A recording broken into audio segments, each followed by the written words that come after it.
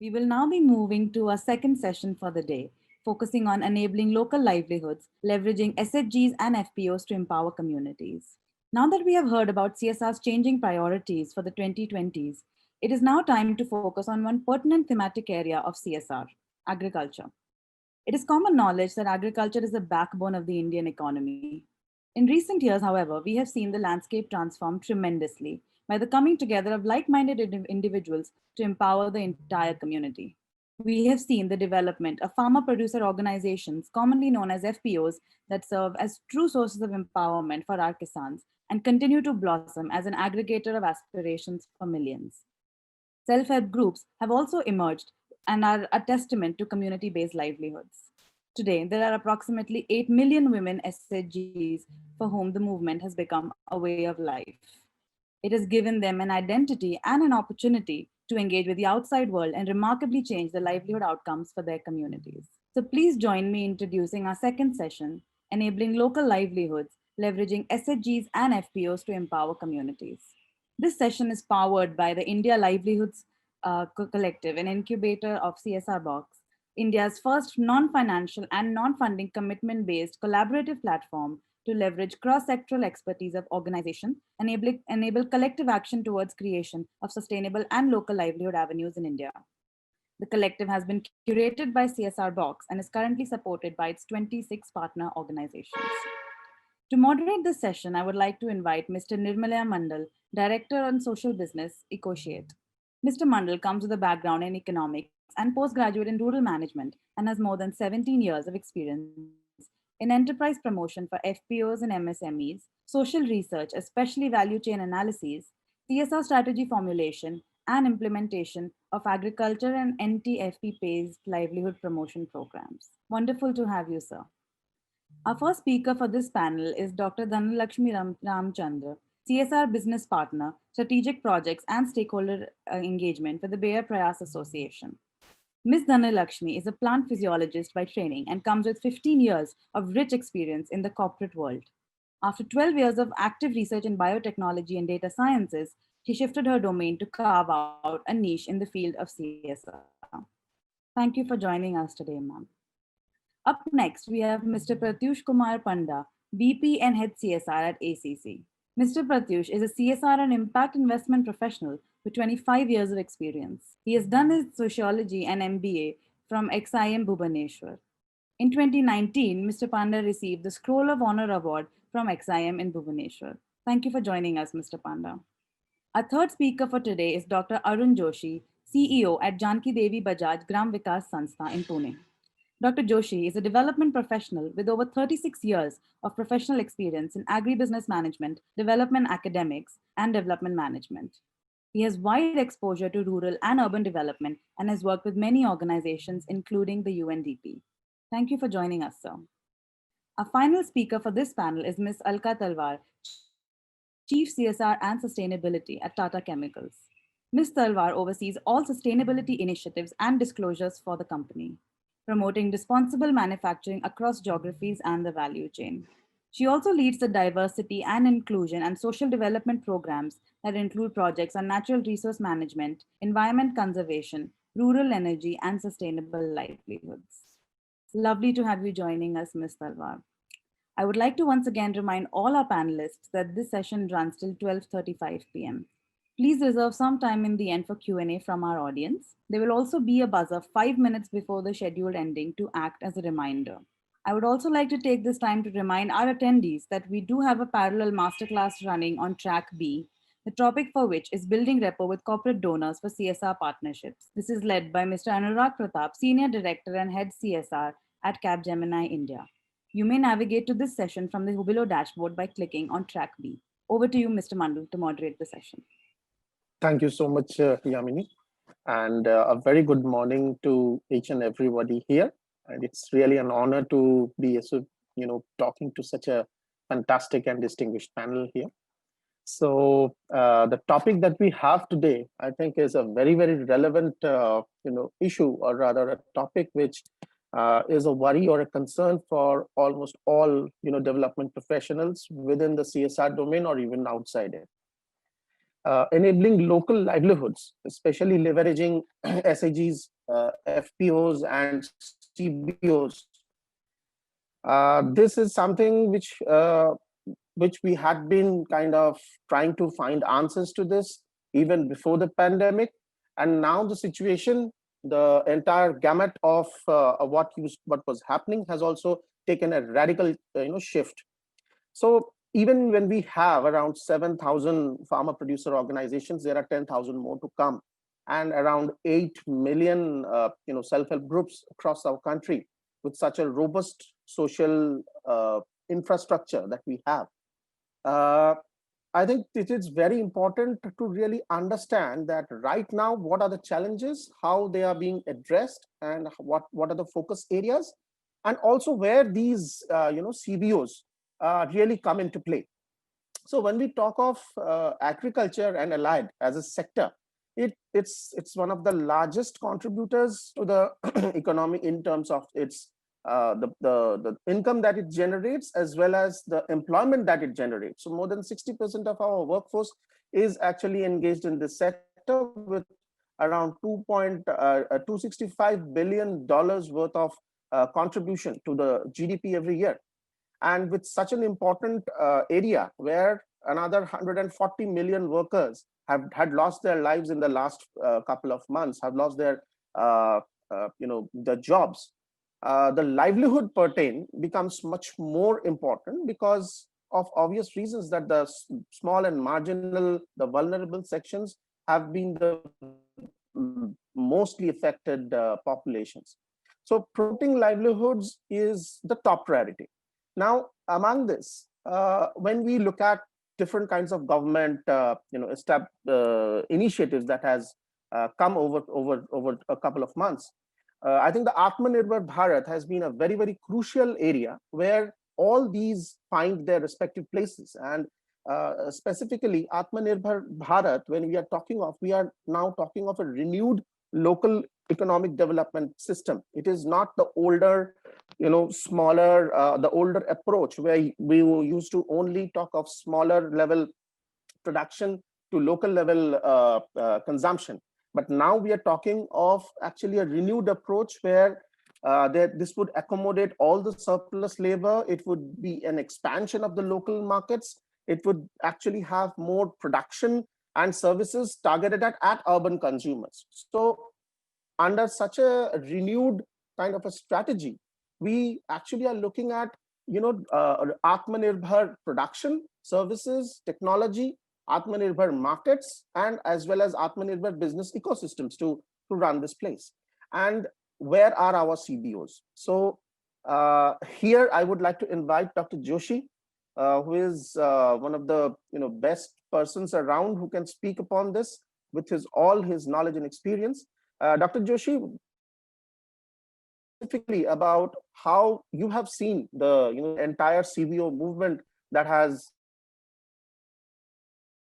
and also if you can just highlight the specific organizational aspects which these CBOs are specifically required right now, because we very well know that an SHG and an FPO both are different organizing institutions.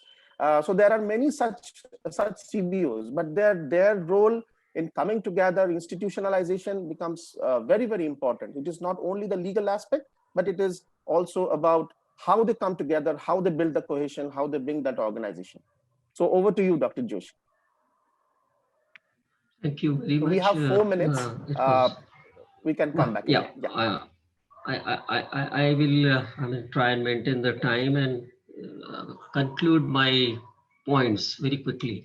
Well, I think it's a very, very important session to my mind, and I started working in late 80s actually on these aspects, and then try to understand the collectives, the so-called the SHGs, and then slowly moving towards, and I've been working with the cooperatives through and through my life, actually working with Indian Farmers Fertilizers Cooperative, the Krishi Bharati cooperatives, and then later in my career myself developing many types of institutions. So I would like to really flag few points here to begin with, and I'll go in little detail of a couple of those important points. To my mind, this governance and institutionalization or the institutional strengthening depends on these 4 5 issues. One, the collectives needs to be understood in terms of the BCC, the behavioral change communications, and that's where we all fall. I mean,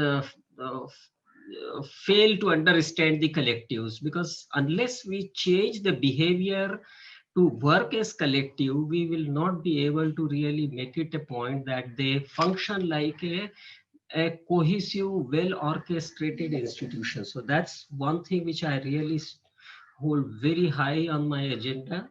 The second point is who holds the governance strings is an issue. There are always the intermediaries who come forward and mobilize the target communities, and then they start putting them into some kind of a format. A new formation comes up, may it be a small SHG or a JLG, or you name whatever, and different organizations in different parts of the country started giving their own names. But ultimately, my question is who holds the strings of the governance, because it has to be seen in a different fashion actually, that managing a group is very different than keeping the governance in the hands of the groups where it belongs actually. So that's very important, and that is where I feel that this intermediaries task of facilitation is becoming very important. How do we understand the facilitative skills in the intermediaries? And when I say intermediaries, the grassroots organizations, the civil society organizations, or you name them as private development organizations, or whosoever it is, development departments, whosoever it is working at that grassroots level. So these facilitative skills becomes all the more very important. These facilitative agencies, when they hand over the baton to the communities where it belongs actually, is very important. वो जैसे relay race में होता है कि आपने उसको pass on किया कि नहीं एक सही समय आने के ऊपर. So when we do that actually, so the entire governance issue depends on this, whether we really give the reins of the control of that organization to the respective community or not. That's very important.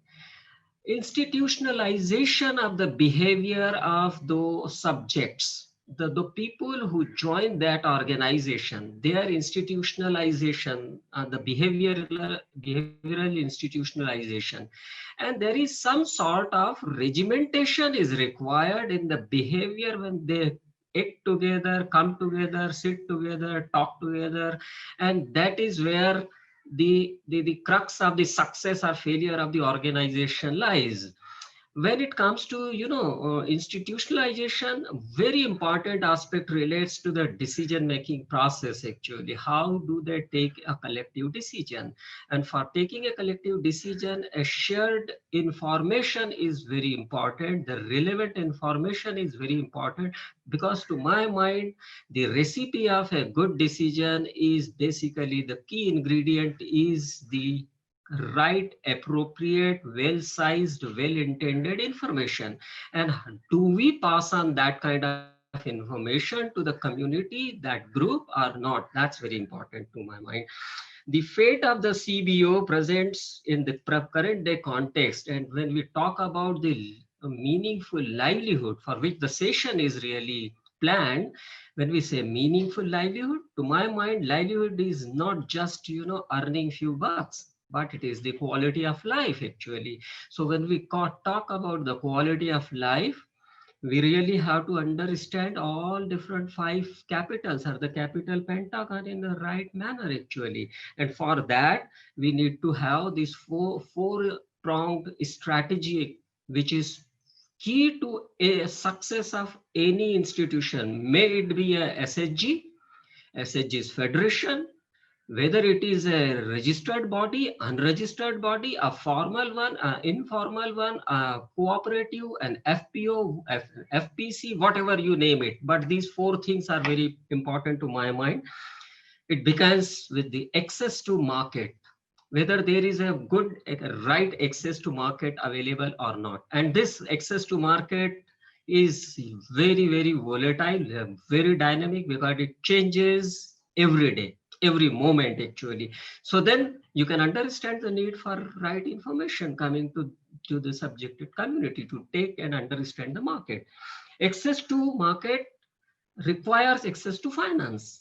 Unless you have the money in your hand for which you can take a decision, for the money, the funds you can manage, the community, the group, the company, the SHG, the federation, the cooperative should be able to manage that fund, should be able to access that fund, should be able to collect and utilize the fund in right manner actually, and continuous utilization of that fund actually, so that it is higher value for money. Revolve it properly, see the profitability, look at the cost of the capital infusion, and all those things are required. The banks have to play their role, the governments have to play their role, the subsidies have their own role, the grants, the CSR funds, everything. I mean, and then it falls into the domain of lot of statutory and legal and quasi-legal provisions.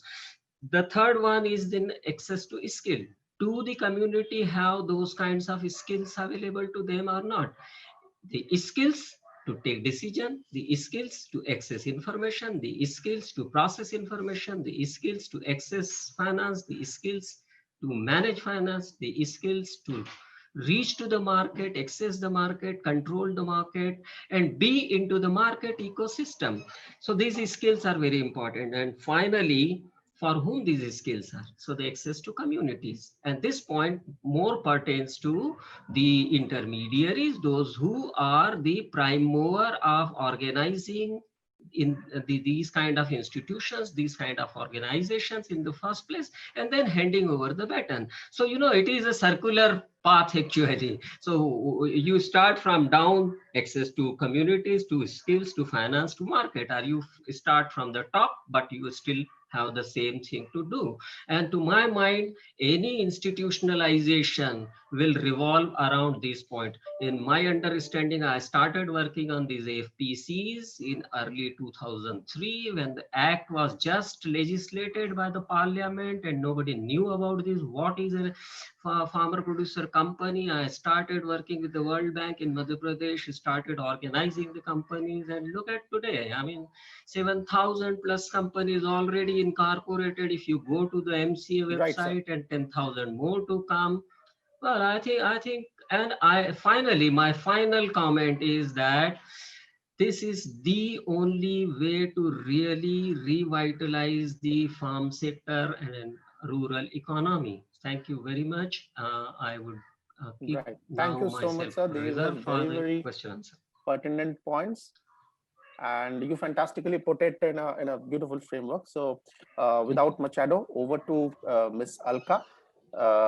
Ma'am, what you have a fantastic experience regarding your beautiful work in the non-farm sector, because seldom anybody talks about non-farm sector right now, but here we have a situation where the non-farm has been more affected than the agriculture sector, and they require those livelihood supports and those institutions much more rather than if not less. So over to you, ma'am. Right, thank you so much.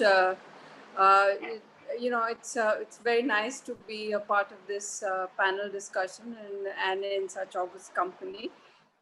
Yes, we've been, you know, we started being a part of the whole CBO, the making of community-based organization from early 90s, you know, so started off with the first self-help group in the area that we were set up. You know, our manufacturing plant was there in Mithapur, Gujarat. As part of a watershed program, you know, so the integrated watershed development program was in a true sense designed as an integrated effort and had all these components which actually focused on community-based organization, whether it's a watershed management committee and a self-help group as part of it. I think it gave us on-ground understanding that these are very powerful institutions and a very, very important capacity building medium for any organization to work in the communities and to ensure more equitable distribution of development gains. And so that's how the journey started. while we focused on a whole lot of farmer, the watershed groups and all of that, but the self-help group movement sort of took off. Also, we all of us very enthused by Muhammad Yunus and the way self-help group became such an important aspect. But the thing that I want to really focus on is that the movement itself was a true method of empowerment. And in my experience, I have seen women who, in the first time in their life, who did public speaking, who couldn't even face the community when they were talking, had to look sideways and have somebody from a team member stand next to them to give them the confidence of speaking. From that time to being on a TV channel panel discussion, sitting with the MD of Tata Chemicals and the head of different NGOs, and being able to articulate and speak about their issues and the things that they need to take forward. So that was a very important aspect. If I go back to history and I talk about what was the whole ethos of a self-help group that happened. For us, it was also a method of, like I mentioned, of getting people together to do things other than farm organization. We were in an area which is a very drought-prone area, and whatever we could do with the farms, we were doing with the watershed program and organizing the farmers. But the really, really important need for livelihood was through non-farm, and in a methodology which we then established. At that time it was just like learning on the ground. That methodology we established in terms of identifying what are the key strengths, what are the skills that a self-help group has, and how do we bring them, similar groups together with common strengths to make them into clusters, to make them into federations, and how that collective strength is utilized for taking forward any economic activity. Of course, we started off with the handicrafts. Gujarat is very famous for handicrafts. The area had exquisite Saurashtra-based handicrafts, and we sort of put it all together. We coming from the corporate world, we look at it exactly how corporates look at, with brands and taking things forward. So that's what we did to the work that they were doing, and we sort of branded it. I'm sure many of our participants would know of the brand called Okai.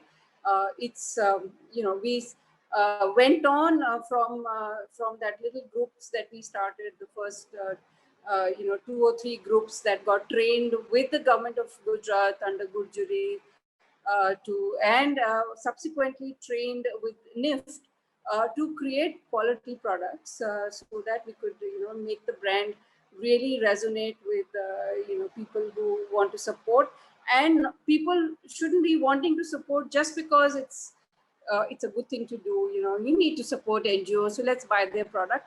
But buy the product because it is really, really up to the level that any other brand would be in the market. So that became the opportunity that was seen and put together.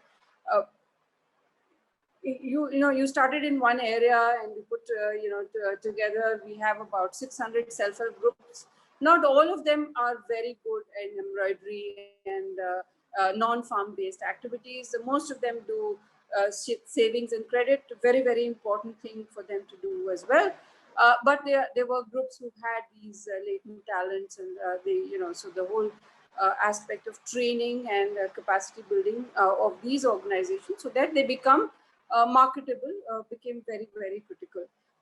I think this is a very important learning, that every group that is formed, especially non-farm groups, even farm groups, the aspect of quality and understanding of timeliness and delivery of product is as important for them if they are very, very serious about using that as a livelihood approach. Many organizations, many self-help groups, many CBOs are not really interested in doing that, and so be it. but the ones that are interested, it is a journey of taking them through the path of setting them up so that they can really produce. An important learning, we were discussing earlier on, an important learning that we had in this was especially during the pandemic, when the first month we realized that since the women couldn't come together, even though the whole process was a decentralized process, working from home, but there were processes of getting, at the end of the product, it coming together, and we at a place where people would need to be there. So, so it became very, very important to how do you decentralize this and still take to market. And we did realize a month later that most people who are stuck at home were now doing only shopping online. And this, we were already online with the brand already there, and all the women there, linked to the process. We just used it as a method to reach out to more self-help groups and more artisan groups, because everybody, all the NGOs, all the people across the country had seen the empowerment that self-help groups bring, the empowerment that bringing together of CBOs bring. And they had already formulated so many groups and had taken them forward. So we could put them all together, onboard them onto our online system, and from a place where we started, which was about 2,300 artisans, during the pandemic, we could reach out to almost 20,000 artisans across and take their product to the market.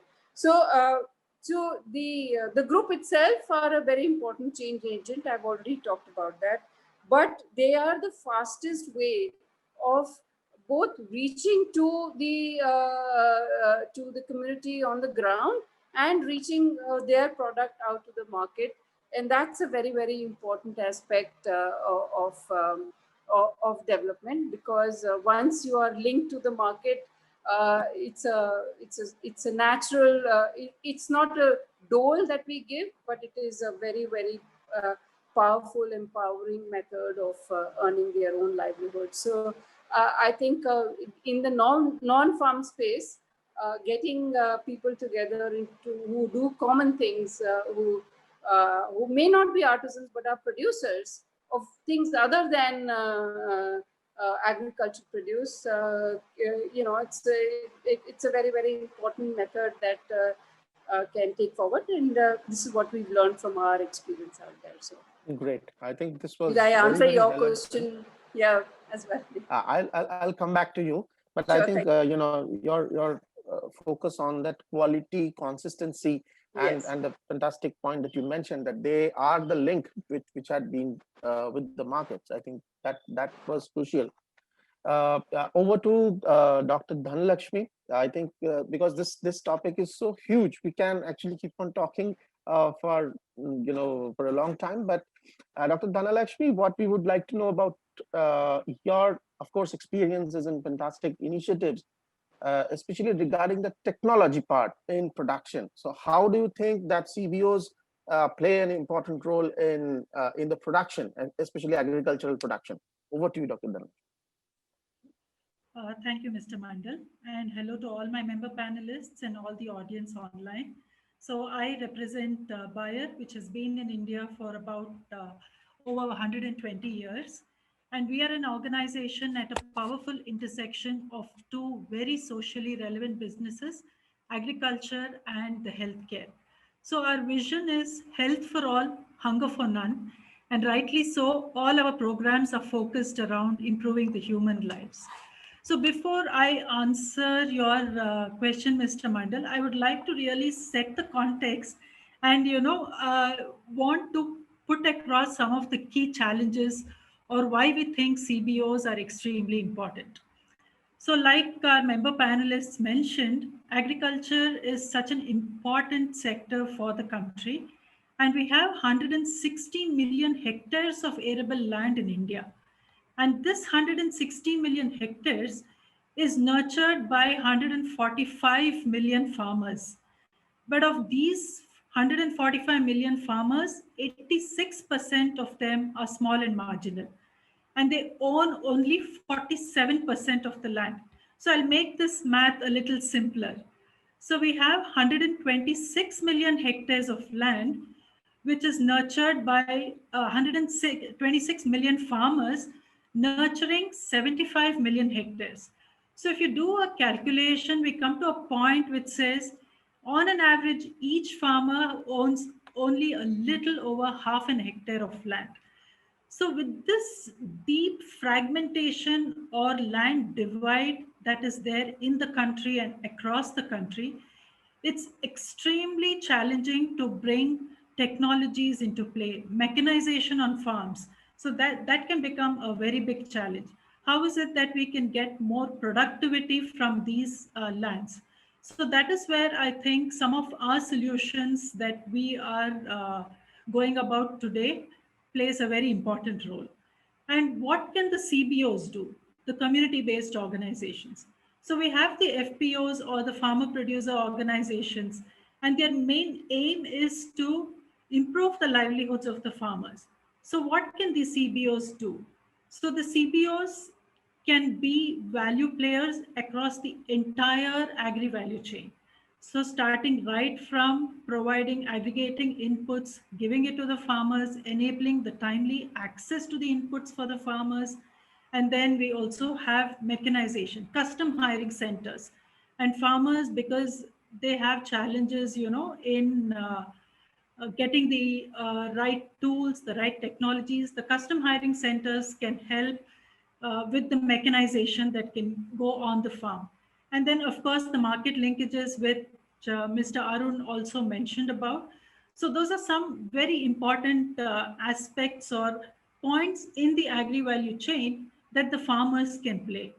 And today, women are not far behind. So if you look at the statistics, we have about 80% or 85% of women who are farmers. They are tilling their own lands.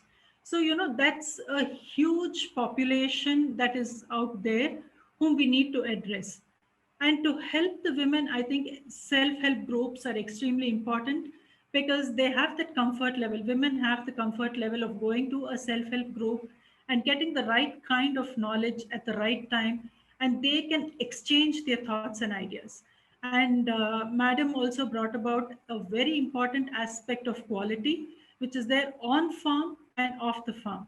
So when we look at quality produce or producing agriculture in a quality way, one thing that we also need to focus on, or what the self-help groups can focus on, is simple techniques of food grading. How can they grade their food on the farm, which will fetch them better prices in the market?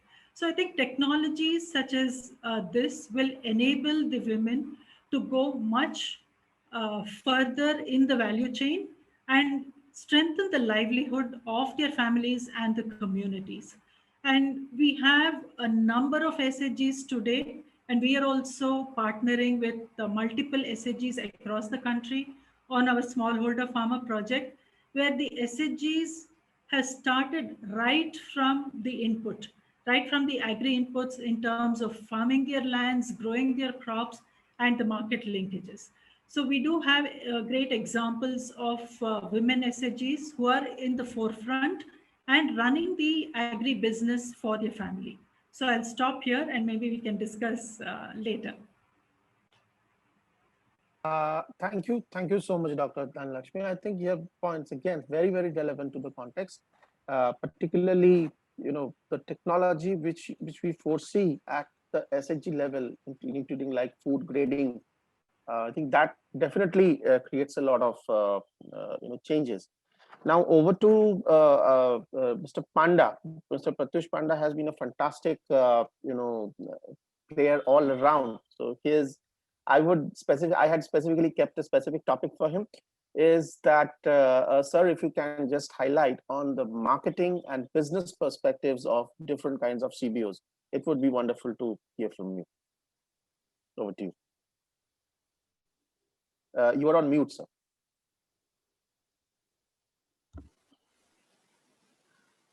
Thank you, Nirmalya. Hope I'm audible clearly.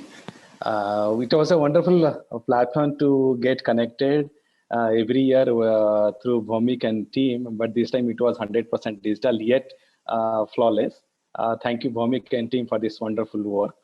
And I could see, probably I'm seeing 3-digit number on any Zoom platform today after long. And kudos to the entire team first. And it was always wonderful to listen to Dr. Joshi from getting his perspective of huge experience and all. Coming back to the sales marketing part of it, presently I'm working with roughly 20 APOs and SHGs, registered federations. Those are the CBOs.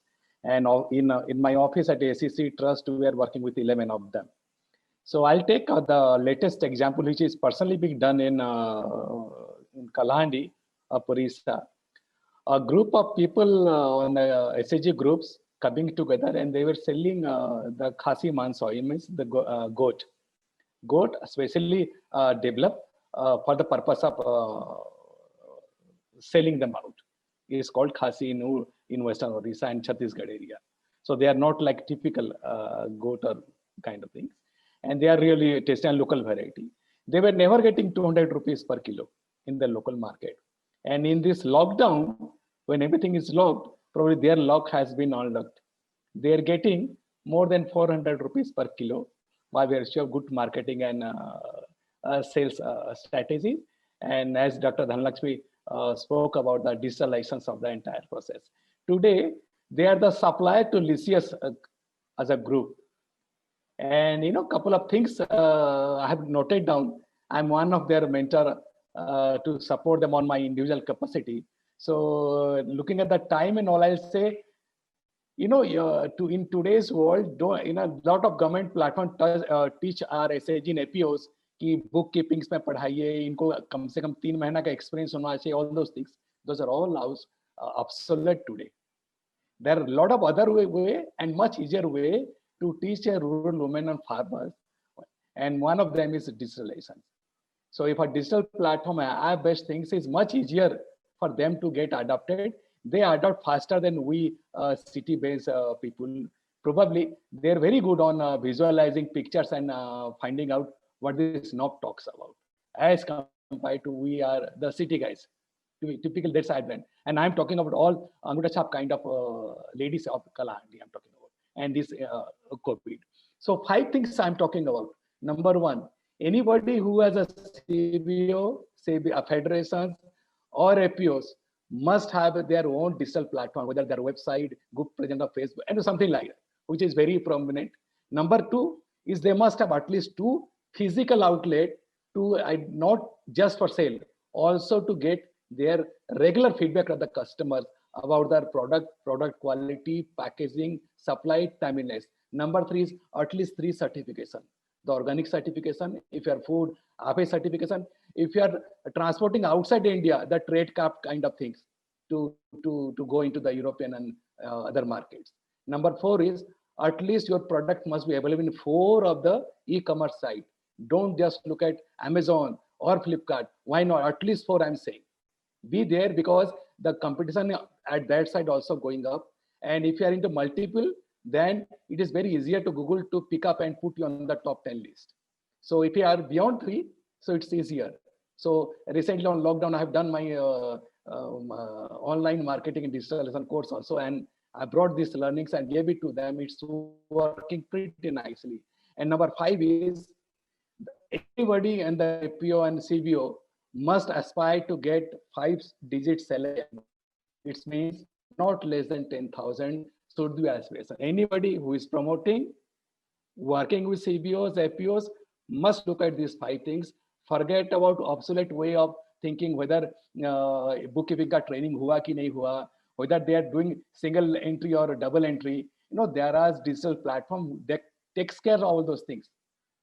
And the hardened time and money of these APOs and the rural poor should not goes into that. Rather, they should focus on their product quality and connectivity to the digital market.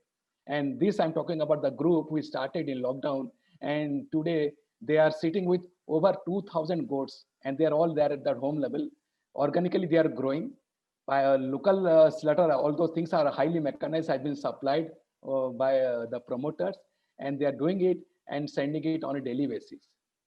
So this is pretty possible, but sometimes we have to leave out the obsolete things on our mindset, because in last 20 years, if I have the way I have governed, I think after 20 years also I teach same thing to the same SHG, same thing which I taught in 94, 96, I must teach to the APOs of today. That will not fetch you market. And one more sincere thing I must tell you, what I've seen during the last couple of, 5 years, I'm talking about mostly, most of the APOs and SHG Federation are dying out within first 3 years of their lifespan. This also need to very cautiously design. Anybody who is promoting must create a roadmap for them at least for 3 to 5 years to handhold, build their capacity, get connected, provide enough digital marketing connectivity to them. One more small example on same line, just think of this millets and manna millets. Same millet and manna millet, if you go to any of the interior pockets of India, it's a poor man food. It sells around 30 rupees per kilo. You go to Andhra Pradesh, Telangana, Odisha, Bengal, Jharkhand, everywhere. Same millets, manna millets come down to Bombay, Delhi. I'm in Bandra. If I go to nearby, I'll not name some of the nature's kind of showrooms. It sold out at the 500 rupees per kg. So why it is a poor man's food in the village and why it a rich man food in the cities? We all need to think, because the middle part is somewhere is taking out. That need to be considered. Same on flax seeds. Flax seeds, if you go to eastern UP side, it's a roadside things. Nobody cultivates. It germinates automatically. If you ask any woman to give you 1 kilo, 2 kilo, or pachhad ke aapko de denge, if you give them 100 rupees, they'll smile for at least 10 days. Same flax seeds, you come to any pharmaceuticals showroom in Bombay, Delhi, it sold for 100 grams, 90 rupees, 100 rupees, 110 rupees for 100 grams. So, these things can only be changed with good networking and digitalization. And digitalization is kind of cross-cutting across all business, whether we are working with women SHGs, APOs, across. It's not only for big corporates, and it's not that costly also.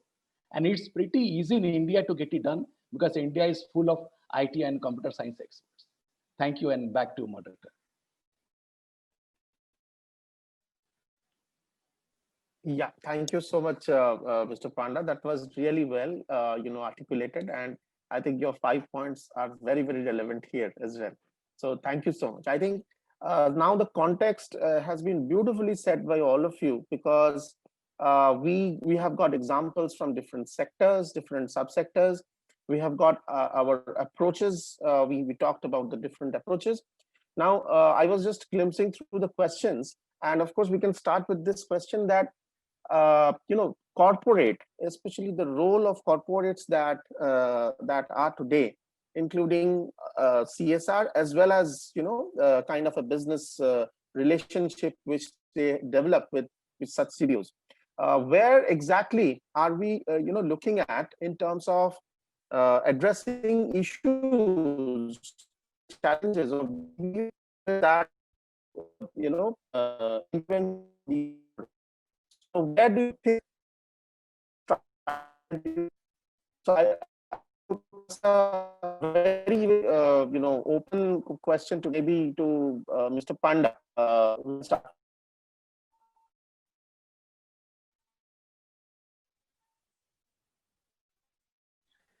Mandal, your voice was breaking. Yeah, you're breaking. Can you repeat the question, please?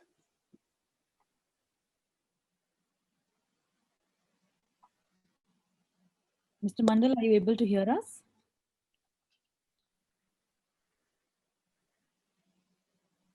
Yeah, am I audible? Hello? Yes, sir, but can you please repeat your question? Yeah, I'm so sorry. I think there was some issue with the connection. Okay, so coming back quickly, what we were trying to understand, Mr. Panda, maybe from you, we can start off, is the relationship between the corporate sector and that of CBOs. I think you also touched upon that, and it's very, very important to understand each other's role and how each other support each other, right? So your comments on that. Got your point. Got your point. Thank you. Look, any corporate for any kind of business, if you are in India, that you are already into CSR. That is one good connection you have. And when we CSR, the rule book says it should not be a piecemeal approach. It has to be in a project mode. It has to be a baseline, end line, thoroughly measured, and also to be reported. And that too also have to be a sustainable nature. So any social sector initiative cannot sustain piecemeal approach. Suppose I'll go to a self-help groups, I give them says teaching seeing machines and forget. It will not sustain. I have to design a project with respect with them for an industrial teaching center for them. And providing a machines should be one of the item to it. What does it mean? It means we have to create an institution locally which will take care of its own after a 3 to 5 years of lifespan. So to create an institution building process, you are bound to have your CBOs and in the name of SAG Federation, APCs, APO, anything, any name to it. But you create an institution, and creation of institution means enough capacity building, providing them, mainstreaming them with the government ongoing program, whether we talk about Atmanirbhar Bharat kind of things or state government related in your programs. So institutional building process is must on which CBOs, APOs falls straight on the mid of the line. If somebody is not doing an overtake, they are bound to a failure in 5 years. Right. Thank you so much. Over to Doc. I think we have a long list of questions, and of course, all of them can't be answered right now, but then I would try to select a major few, one or two, to be in time. So Dr. Joshi, can you please highlight on the role of banks and financial agencies in supporting CBOs and the issues that they face right now? There has been quite a lot of questions regarding that as well. Yeah, Dr. Joshi. Yeah, I understand that, and it's a very, very important question at the moment. Only a couple of days back, I had a very long discussion and meeting with the chairman NABARD, Dr. Chintala, and he had this huge wish list from the government, how he can, or his institution, the NABARD, which is a refinancing bank parallel to the RBI, it's a subsidiary, is sitting on a heap of money actually to be disbursed to these FPCs or the FPOs. And then there are a number of funds available with them. What is happening basically, the flaw is where how do we write our business plans, and which is your advanced balance sheet, and when on one side the FPC Act says ki you can distribute all your profits to your shareholders through the provision of withheld price, and when at the end of the day you register almost a zero profit on your balance sheet. The banker would look at the balance sheet and say, what kind of business you are doing when you are not making any profit posted on your balance sheet. So I had a discussion and sorted out it, and now it is being accepted by the banks also, that when an FPC or an FPO distributes shareholder, they can make a provision in their balance sheet to show that benefit to farmer, and then with an instrument they can post it in their balance sheet, and the balance sheet still looks very healthy. That is one very critical thing, because a banker look at the financing any such institution from that financial feasibility angle, and that's very, very key. Second, when it comes to availability of funds, I think there's a huge amount of funds available from PODF, Producers Organization Development Fund, which started, I think, in 2012-13, and it is still available, and it is growing very fast. Then the new one come OFPO Fund, which is off from Farmer Producers Organization or Producers Organization very recently. Then we have NAP Kisan and a new NAP Samriddhi, and then CGT funds. that is credit guarantee fund, where you don't need any collateral, because collateral is creating a serious problem to most of the nascent FPCs and FPOs and cooperatives and SHGs and all kinds of things. The issue is when you start giving them the grants, that spoils their habit, because they need to understand the value of capital and look at the cost of capital also. Maybe it should not be very costly capital to begin with, but then they have to really understand the cost of capital. So this financial understanding, how do they transit their business and see that it is commercially viable, then only it takes them to closer to the banking institutions. And that is how I would say आत्मनिर्भर भारत के अंदर भारत सरकार ने अभी 1 लाख करोड़ रुपए का provision और रख दिया है for FPOs and FPCs. Then there is a mini Sampada and Kisan Sampada schemes available. This mini Sampada is setting up some a kind of processing value addition to the tune of 5 crores, and then there is some kind of grant available, some kind of loans and soft loans available. So you know, there are a huge amount of opportunities. The unfortunate part is the FPCs and FPOs are not able to develop their viable business plans as per the banking requirements, and that is where the entire tug of war is between the FPCs, FPOs, the CSOs. CSOs will always say कि अरे साहब ये तो होता नहीं है, हम तो सोशल साइंस को देखते हैं, और बैंक कहेगा कि हम बहुत हार्ड टर्म्स में कमर्शियल वायबिलिटी, फाइनेंशियल वायबिलिटी को देखते हैं. So we'll have to really understand. Bankers have to understand the social angle, and the CSOs or the promoters have to look into the commercial viability aspects. Right. I hope I answered it. Yeah, and thank you, sir. I think this was very well answered. Dr. Dhanalakshmi, I would just like to have a point from you that how do you think is long-term development, long-term planning under CSR particularly, how is that important here? In fact, we do have a question on that. So can you please highlight how important it is to plan in a long-term manner so that CSR institutions can really create an effect?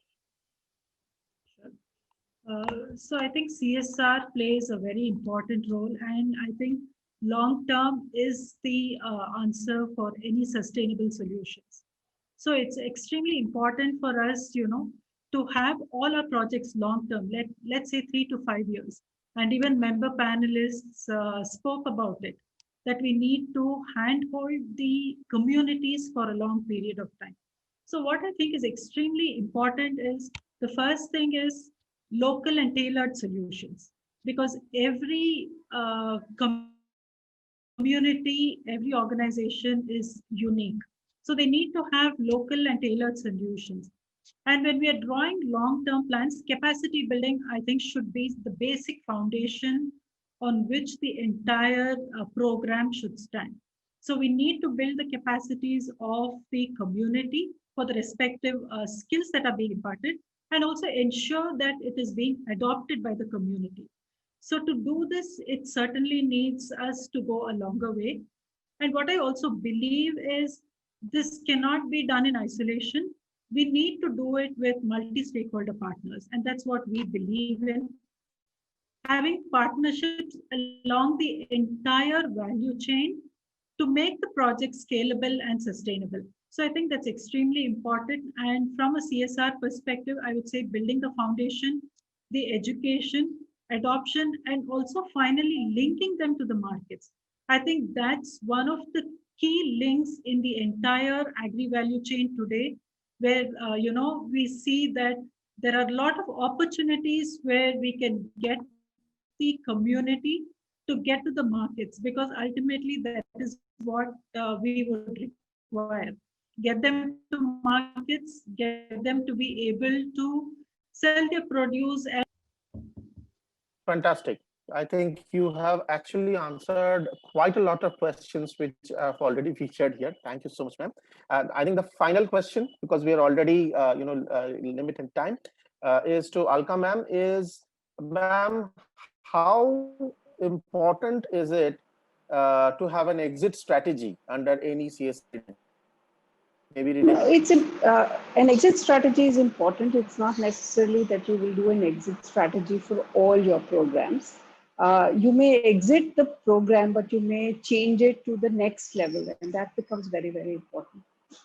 For instance, if you're doing a self-help group, you would start off with, say, savings and credits and capacity building, and then you can move on to use the same thing to build on the existing thing that you've created and make them, so to a entrepreneurship development program, to do specifically what is their interest and their skill development program. So all of that can move to that particular process.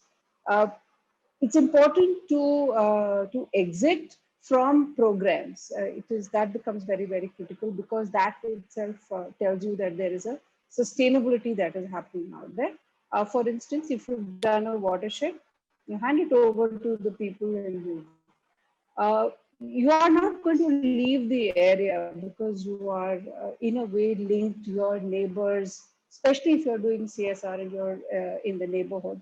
Unlike an NGO, which can come in and go to another place, many of the expectations of next level growth come from the community. So you will probably stay there, but your exit is from that program to another program which is at a higher level, and that is what would happen in places where you're not there. And you've gone into a place or done an intervention. Like, for instance, we do a program under Affirmative Action, which is the Model Tribal Village, which is a 5-year intervention strategy. It has the full program written out with an exit strategy. Major component of the exit strategy is the CBO. The various organizations, the governance structures that you are able to set up, the actual gains in terms of whether the education happened to that level or not is secondary. But if you've set the governance right, you've set the people and trained the CBOs, and you've done that work during that time, you've made your mark and you're ready for exit. So it is critical. You must keep that in mind in everything that you do. But in some places, you will need to build as you go. So, thank you so much. I think very, very well put. And it has been a fantastic experience, interacting with you all. Dr. Joshi had a point. Yes, sir.